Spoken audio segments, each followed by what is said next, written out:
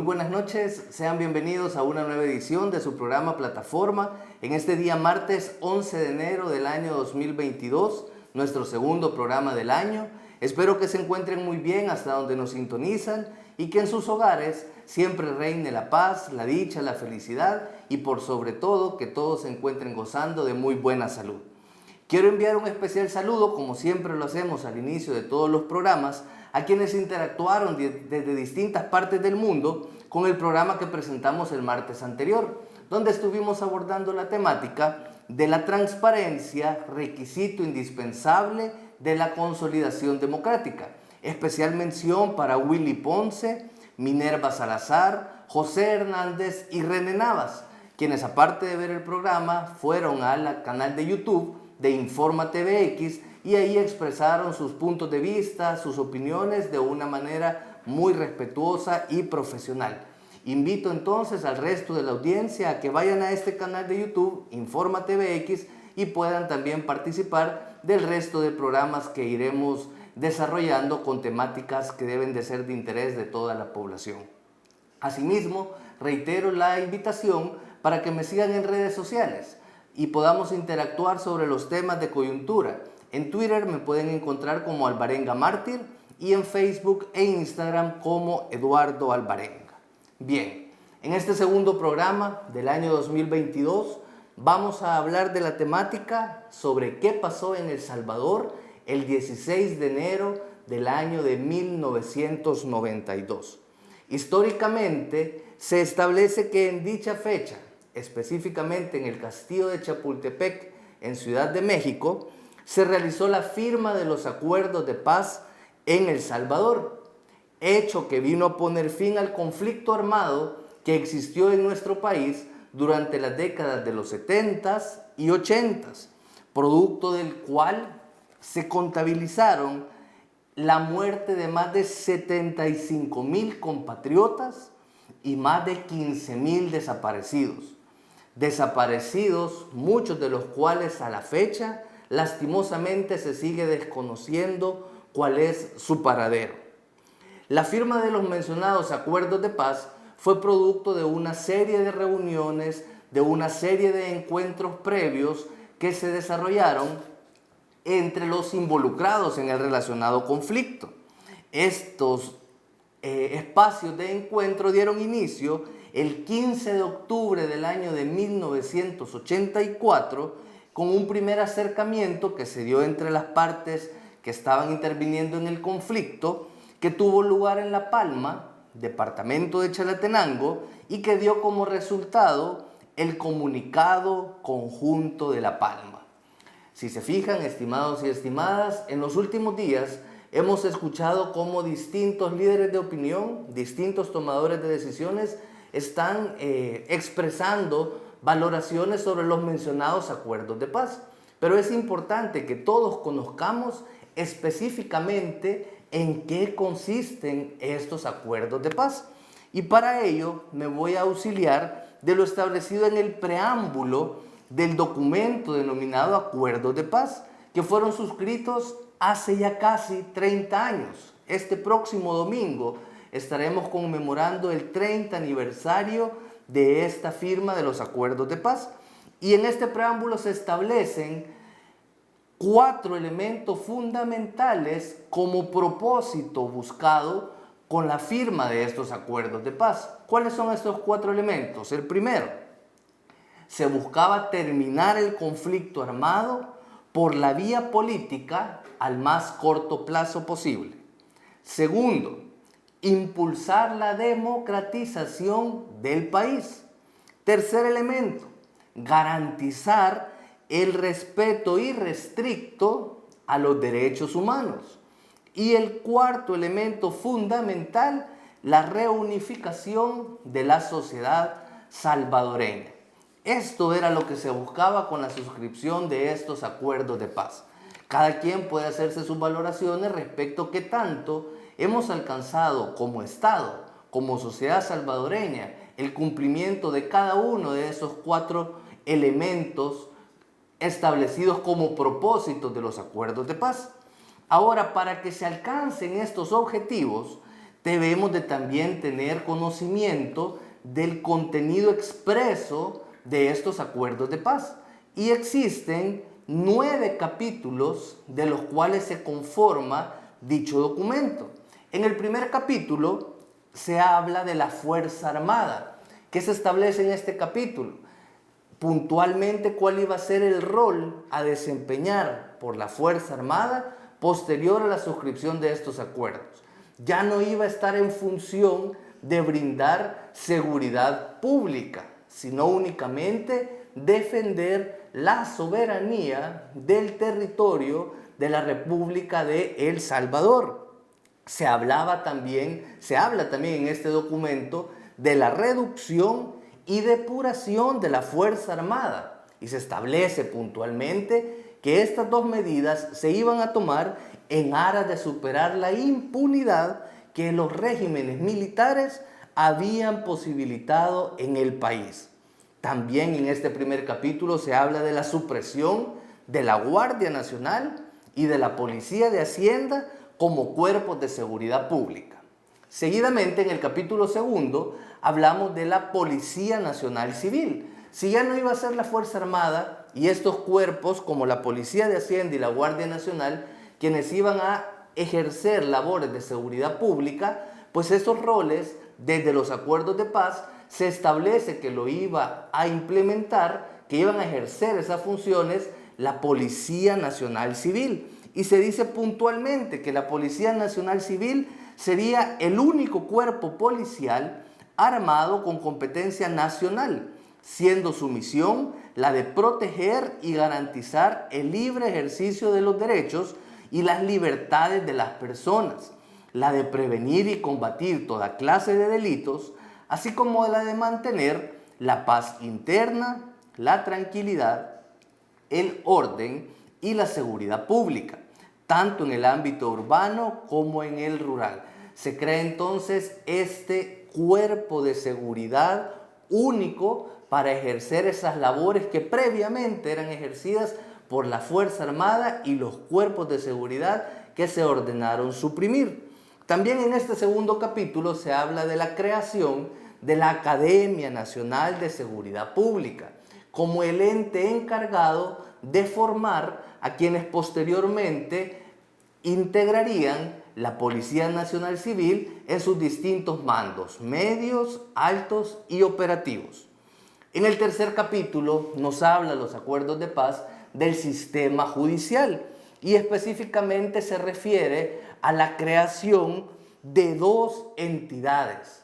La primera nos habla del Consejo Nacional de la Judicatura como la entidad, la institución responsable de llevar a cabo los procesos, los concursos de oposición para ingresar a la carrera judicial, a los cargos de jueces, a los cargos de magistrados de cámara y de magistrados de las salas de la Corte Suprema de Justicia.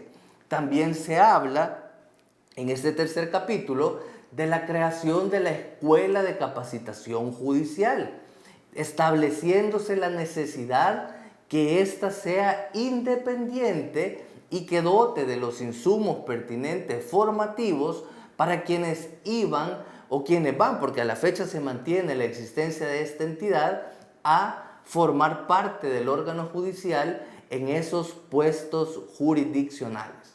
También, como parte de este tercer capítulo, aparece el surgimiento de una entidad muy importante, la Procuraduría Nacional para la Defensa de los Derechos Humanos.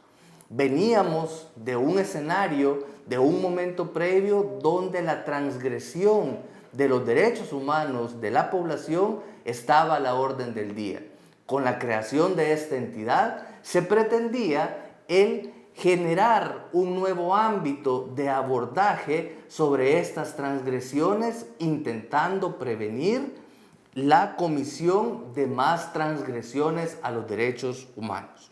En el capítulo 4 que encontramos, lo referente al sistema electoral, se habla puntualmente de que iba a crearse una nueva institucionalidad denominada Tribunal Supremo Electoral en sustitución del Consejo Central de Elecciones.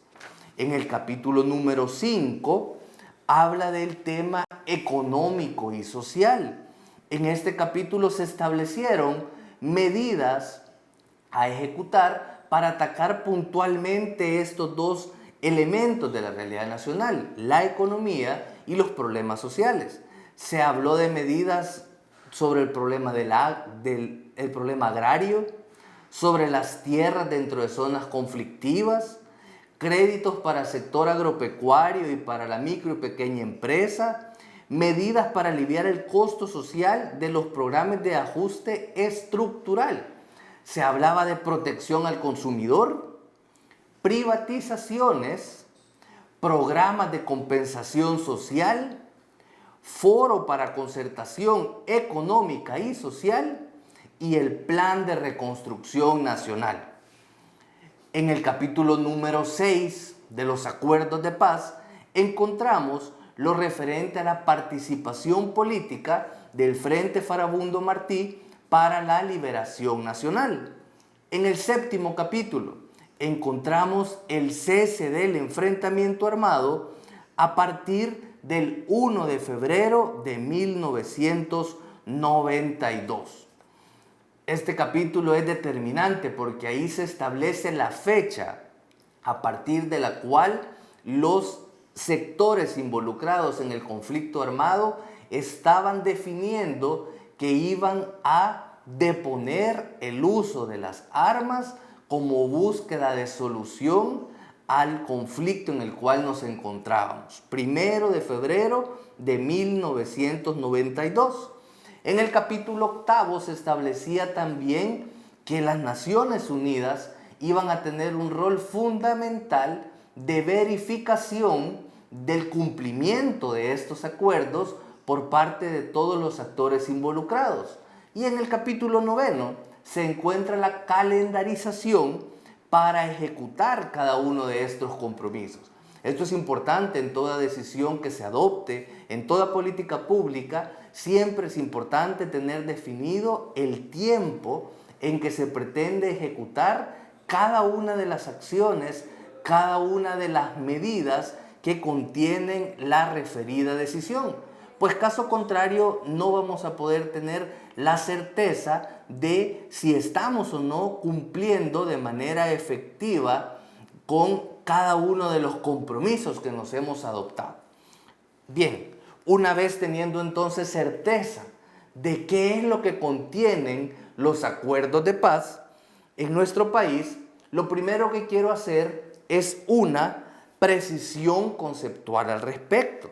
En tanto considero que la paz como tal no es posible alcanzarla en ningún país por medio de un decreto, por medio de un acuerdo, de un texto en el cual se plasmen las firmas de los actores involucrados. Más bien considero que la paz se construye de manera permanente con el pasar del tiempo, con la puesta en práctica de acciones, con la puesta en práctica de medidas efectivas que tiendan a generar condiciones de respeto, igualdad y equidad entre todos los habitantes que coexistimos en un territorio, para el caso nuestro, en el territorio de la República de El Salvador. Por lo que yo más bien, al referirme a esta fecha del 16 de enero de 1992, considero que lo que sucedió fue la firma del cese al enfrentamiento armado que fijó las bases para la construcción de la paz en nuestro país.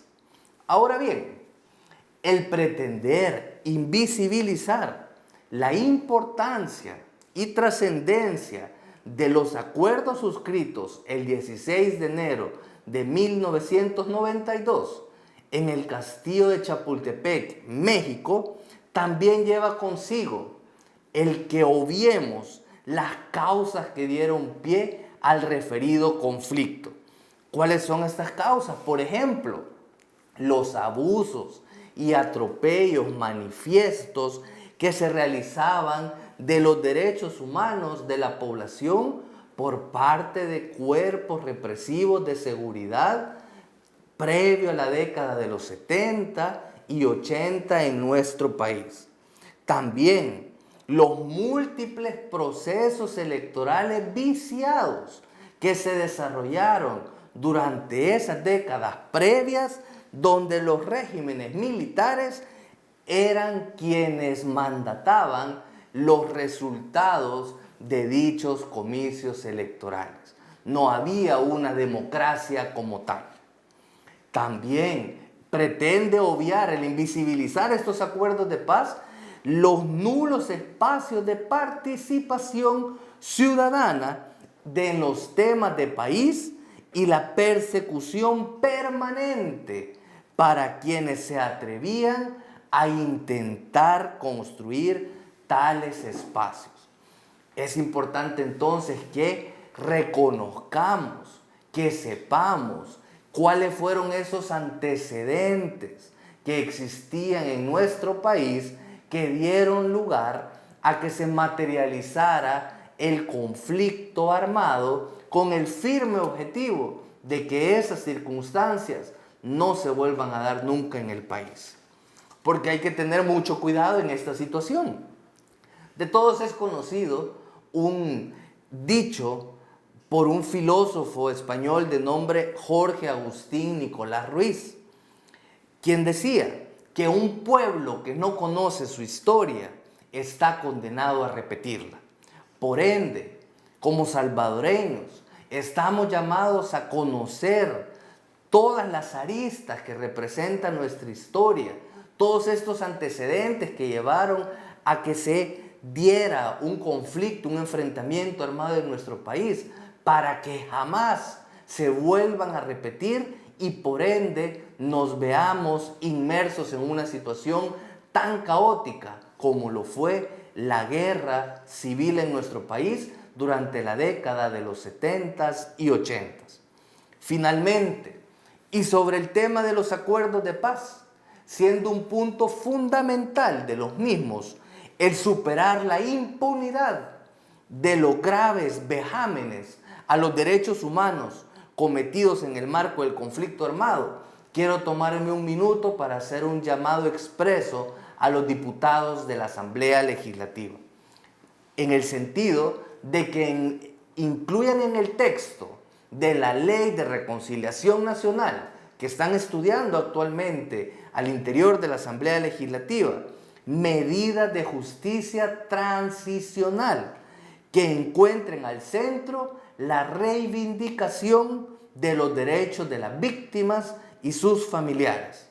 Ello, tal y como fue mandatado por la Sala de lo Constitucional en la inconstitucionalidad referencia 44-2013, pleca 145-2013, que trató sobre la Ley de Amnistía General para la Consolidación de la Paz del año de 1993.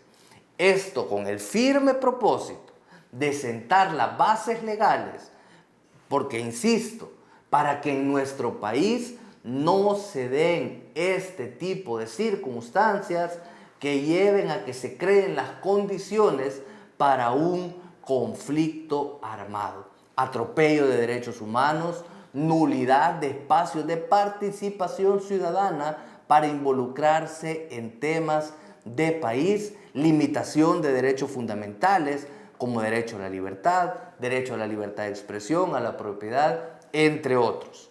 Ya para finalizar, aprovecho para realizar un llamado a todos los tomadores de decisión y a los líderes de opinión, para que en el marco de su actuar cumplan fielmente con dos de los objetivos fundamentales de los acuerdos de paz. El primero, garantizar el respeto irrestricto de los derechos humanos. Y el segundo, una tarea titánica, pero a la cual nos debemos de sumar todos, reunificar a la sociedad salvadoreña. Así el programa de esta noche, que tengan un merecido descanso al lado de sus seres queridos. Nos seguimos encontrando en redes sociales y en la plataforma de Informa TVX en YouTube. Cuídense muchísimo, sigamos cumpliendo con las medidas de bioseguridad por el COVID-19 y espero que nos podamos sintonizar el próximo martes. Hasta la próxima, que pasen buenas noches.